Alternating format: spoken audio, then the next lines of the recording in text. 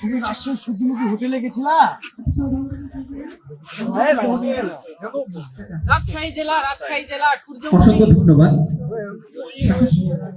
আরে তুমি মিয়া খলিফার স্বামী না? রিয়েল এস্টেট বন্ধু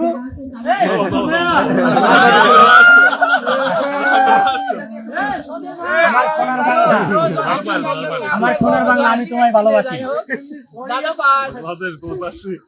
কথিত টিকটকার জনৈক সাধু নামে একজন ব্যক্তি টিকটক বন্ধু মিলন মেলা 2026 ব্যানারে একটা সাংস্কৃতিক অনুষ্ঠানের আয়োজন করে।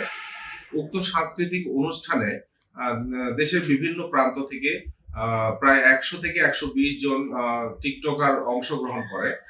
তো তাদের গত 8/5/2026 তারিখে তারা একটা স্পট ভাড়া করে এবং স্পটের অনুষ্ঠান চলাকালীন সময়ে তাদের এই স্পটের পাশ দিয়ে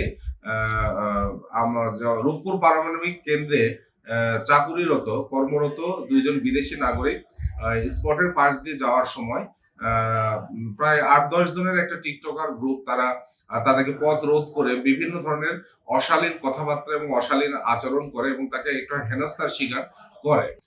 এরপর পার্ক কর্তৃপক্ষের পক্ষ থেকে গ্রিন ভ্যালি পার্কের ম্যানেজার বাদী হয়ে একটা এজাহার দায়ের করলে আমরা একটা মামলা রুজু করি এবং মামলার সূত্র ধরে তথ্য প্রযুক্তির মাধ্যমে সহায়তায় আমরা যারা এই কন্টেন্ট ক্রিয়েটর যারা ছিলেন